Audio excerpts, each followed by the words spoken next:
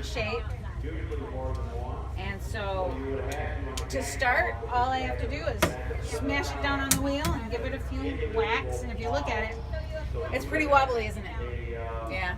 I wouldn't be able to make much of anything with it if it was wobbly like that. Because a small wobble at the beginning turns into a big wobble at the end. So what I have to do first is center it. And oh heck, it slid off. So now I have to fix it. So I have to clean off my bat. That's what this wooden piece that's on my wheel is called. It's called a bat. And that lets me take my piece off without having to touch it. So you can see I've got pieces there that are still sitting on their bats. Okay, got my clay dried off, smack it back on.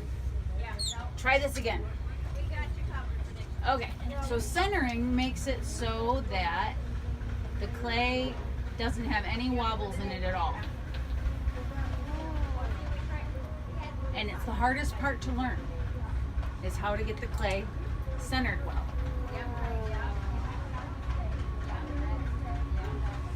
So I'm gonna make, isn't that cool?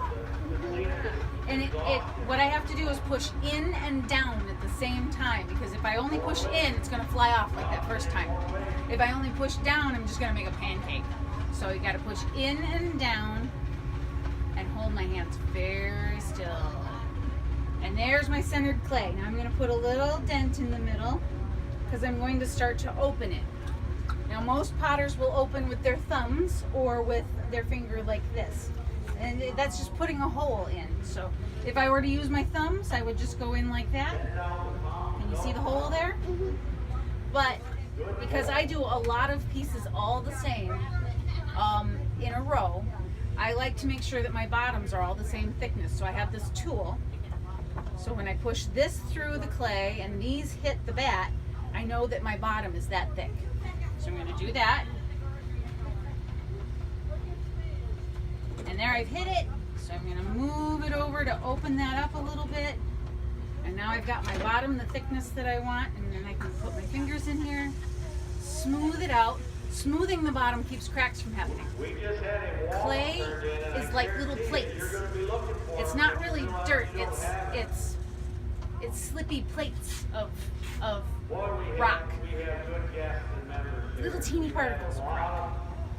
And so we've got to make those plates all stick together the same direction so that you don't get any cracks.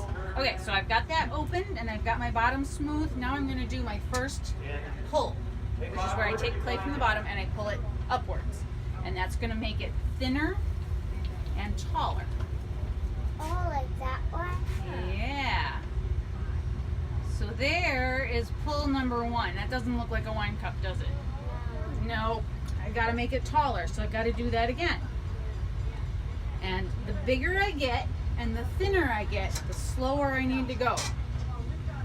So I use my speed control to make that go a little slower. Now I'm going to squeeze down here at the bottom and pull up. And you can see I've got my fingers locked. That makes it so that I can move both hands at the same time, at the same speed. I'm going to pull that up. Is it getting bigger? Yeah. It's getting thinner too. All right, now we'll check and see how close to the size that we need is. This is my gauge stick. It says height right there, and it says rim right there. So I measure the height like this. I'm not anywhere close to that mark, am I? No, I'm gonna have to make it taller. And then if I measure the rim like this, I've still got to make it at least a half an inch bigger. So, all right, we're gonna do one more. See if we can get that up to the height we need. Gonna squeeze and move it up. And I've got a little bit of a wobble going here.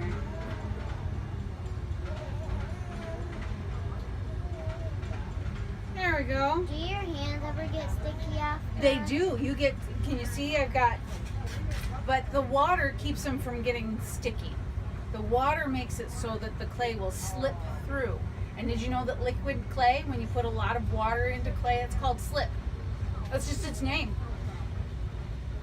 All right, let's see. I think we're still not there for height, so I'm gonna keep going here. That's starting to look like it. That's now. starting to look like it now. All right, let's see. Are we tall enough yet?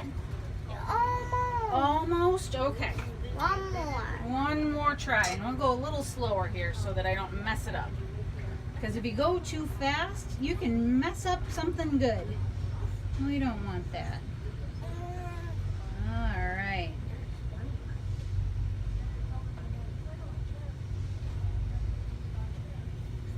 Okay. Looks like we are just right on height.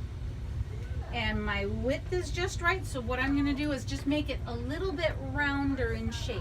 Because I like the looks of that Like more. this one. Like that one. So I'm going to shape it from the inside just by pushing out a little as I move down. Watch.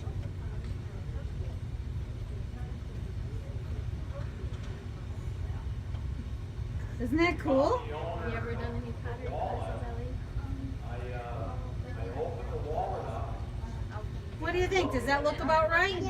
Yeah. We've made a cup. All right, so now I've got to take the water that I put on it. I've got to soak it out of the bottom with my sponge. That's pretty cool. So, because what happens when you mix water with dirt?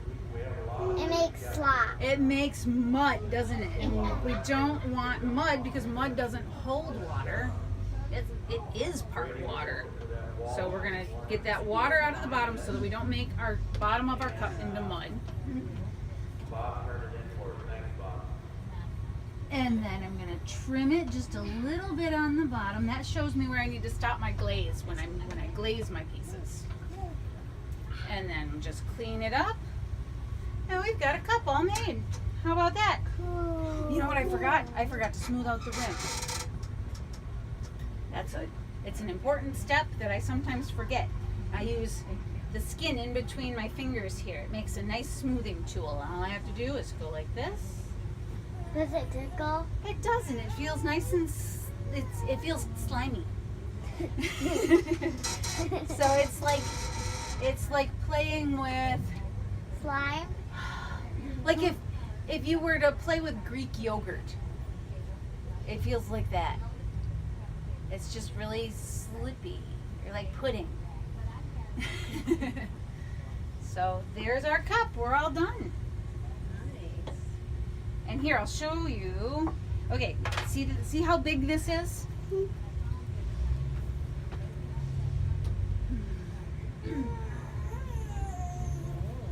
This is how big it'll be when it's finished. Oh, wow. So it shrinks. It shrinks a lot. So when it dries, the water comes out of it, and that makes it shrink.